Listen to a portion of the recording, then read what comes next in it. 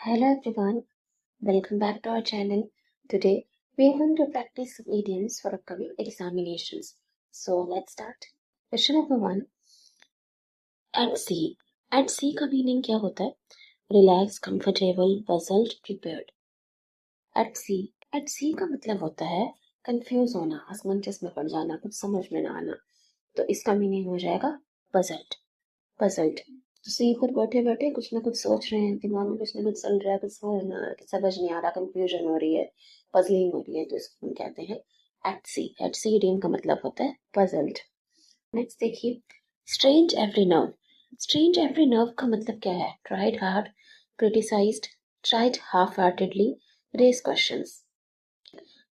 Half heartedly का मतलब क्या हुआ? आधे मन से प्रयास करना, तो पूरी कोशिश ना करना, पूरे मन से कोशिश ना करना. तो स्ट्रेन्ड एवरी नर्व का मतलब क्या होगा? स्ट्रेन्ड एवरी नर्व का मतलब है ट्राइड हार्ड. ट्राइड हार्ड मतलब पूरी कोशिश करना, ट्राइड हार्ड. नेक्स्ट देखिए, चेंज हैंड्स. चेंज हैंड्स का मतलब क्या हुआ? Change of ownership, change of driver, change of mind या change of machinery. Change hands. Change hands का मतलब होता है चेंज ऑफ ऑनरशिप. ऑनरशिप जो मलकियत है वो एक हाथ से दूसरे हाथ में चले जाना, उसको हम कहते हैं change hands, change of ownership. Passed from one person to another. तो जब ऑनरशिप है वो एक इंसान से दूसरे के पास चले जाना, उसे हम कहते हैं change of hand. That means change of ownership. Next देखिए, it's all Greek to me. It's all Greek to me इसका क्या मतलब होता है? Something which I don't believe, something which I don't accept, something which I don't recognise, something which I don't understand. It's all Greek to me का मतलब क्या होता है? जिन चीज़ों पे विश्वास न हो, जिनको एक्सेप्ट नहीं कर सकते, स्वीकार नहीं कर सकते, जिनको आप रिकॉग्नाइज नहीं करते, पहचानते नहीं है, या ये चीज़ें समझ नहीं आती. It's all Greek to me.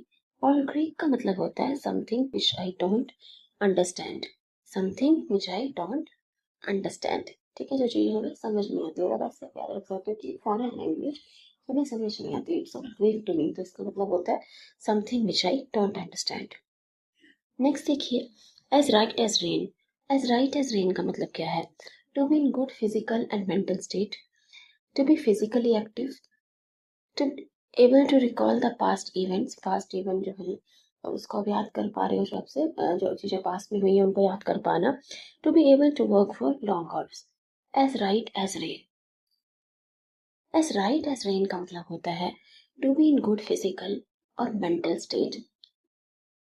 To be in good physical and mental state मतलब बिल्कुल ठीक होना, स्वस्थ होना, उसे हम कहते हैं as right as rain. Physically mentally fine होना, as right as rain.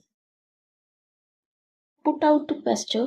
Put out to pasture का मतलब क्या हुआ? टू फीड समवन, किसी को खाना खिलाना. टू डिमिनिश इम्पोर्टेंस, इम्पोर्टेंस कम हो जाना, महत्व कम हो जाना. टू इंक्यूबेट, टू रिटायर और render redundant.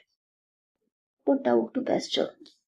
Put out to pasture का मतलब होता है टू रिटायर और रेंडर रिडंडेंट. रिडंडेंट मतलब या तो रिटायर कर देना, ठीक है, रिटायर कर देना, या फिर यूजलेस बना देना. रेंडर का मतलब होता है टू मेक समथिंग.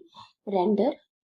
रिडंडेंट का मतलब हुआ कि यूजलेस बना देना, मतलब इनकी और जरूरत नहीं है तो उसको रिटायर कर देना.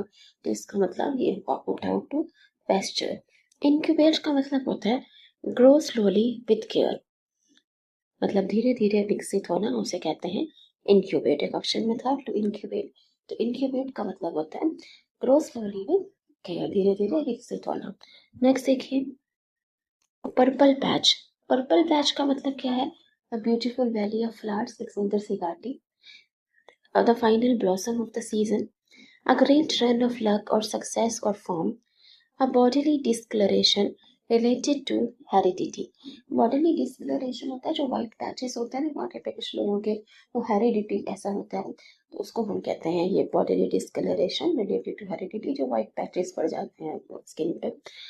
पर्पल पैच का मतलब क्या होता है?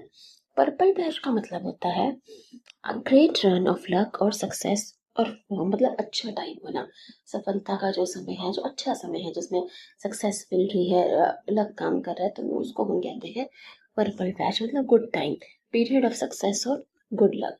जो अच्छा समय चल रहा है जिसमें आपको सक्सेस भी मिल रही है, आपका लक भी आपका साथ दे रहा है, किस्मत भी साथ दे रही है, उसे हम कहते हैं पर्पल पैच, पर्पल पैच, ठीक है। नेक्स्ट देखिए, स्वीप अंडर द कारपेट। एक होता है रफ पैच।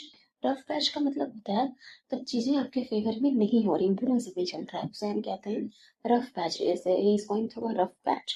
और पर्पल पैच उसका ऑपोजिट हो जाएगा जब टाइम अच्छा चल रहा है, पीरियड ऑफ सक्सेस और गुड लक, ठीक है। SVEEP under the carpet. SVEEP under the carpet का मतलब क्या हुआ? SVEEP under the carpet, carpet के नीचे को छुपा दिए, मतलब इसका हुआ keep a problem under wraps in the hope that it will be forgotten. मतलब किसी भी प्रॉब्लम को, किसी समस्या को छुपा करके रखना, अंडर रैप सीक्रेट रखना, इस आशा में कि ये भूल जाएंगे, किसी मतलब किसी प्रॉब्लम को इग्नोर करना, उसे नजरअंदाज करना, उसको छुपा करके रखना, इस आशा में कि एक समय पे तो इसको भुला दिया जाएगा, ठीक है। So keep a problem under wraps in the hope that it will be forgotten. Next देखिए, make heavy weather. Make heavy weather का मतलब क्या हुआ? unnecessarily create difficulty in dealing with a task, cloud seeding to pollute the air, under the weather। under the weather का मतलब क्या होता है? he is feeling under the weather।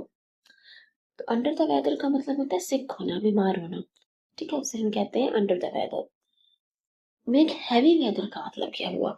Make heavy weather का मतलब होता है unnecessarily create difficulty in dealing with a task. मतलब बेकार में चीज़ों को हैवी बनाना, मुश्किल बनाना, इतनी मुश्किल चीज़ें हैं नहीं, बेकार की डिफिकल्टी पैदा करना, unnecessarily create difficulty in dealing with a task, बेकार में किसी चीज़ को मुश्किल बनाना, उसे कहते हैं make heavy weather.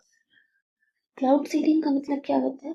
Cloud seeding is a method to make clouds produce rain. एक ऑप्शन में क्लाउड सीडिंग में दिखा था जो आर्टिफिशियल रेन कराते हैं ना, तो क्लाउड सीडिंग में क्लाउड्स में ऐसे केमिकल्स डाले जाते हैं एयर ड्राफ्ट्स के थ्रू जिससे बारिश हो, तो उसे हम कहते हैं cloud seeding. Method to make clouds produce rain, ठीक है, वो है क्लाउड सीडिंग। नेक्स्ट देखिए, a bird in hand is worth two in the bush. ये हमने पहले भी किया था, क्या मतलब है इसका? What is hidden is always a matter of speculation। मतलब जिसे छुपा करके रखा जाता है उस पर हमेशा संदेह होता है। A gift is always better kept close to oneself। अपना गिफ्ट अपने पास रखना चाहिए। Next, what can happen is always better than what has happened।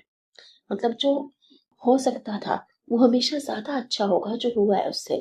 What can happen मतलब जो हो सकता है वो जो हुआ है उससे हमेशा अच्छा ही होगा।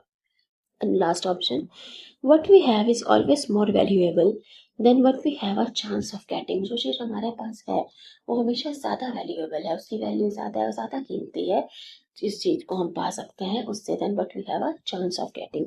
तो मतलब क्या होगा? a bird in hand is worth two in the bush।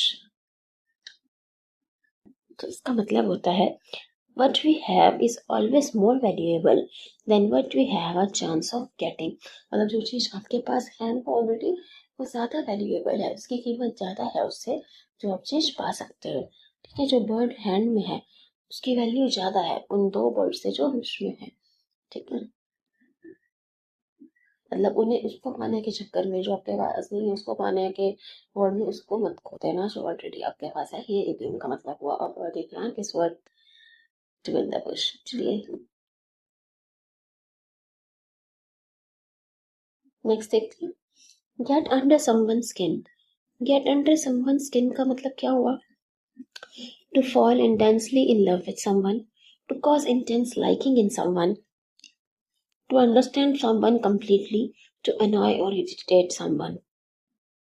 Gate under someone skin का मतलब होता है टू अनॉय और इरिटेट समवन, किसी को परेशान करना, चढ़ाना, उसे हम कहते हैं to get under someone skin.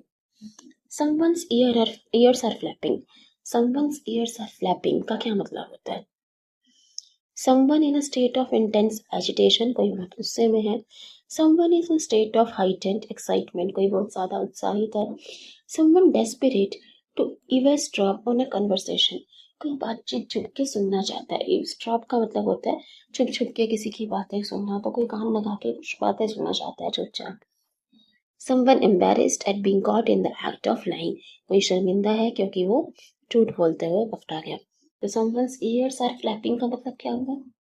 इसका मतलब होता है someone desperate to eavesdrop on a conversation, कोई डेस्परेट है मतलब वो चाहता है कि किसी की बातें चुपके से वो सुन पाए, ईव्सड्रॉप कर पाए, मतलब चुपके से किसी की बातें सुनना, उसे हम कहते हैं ईव्सड्रॉप।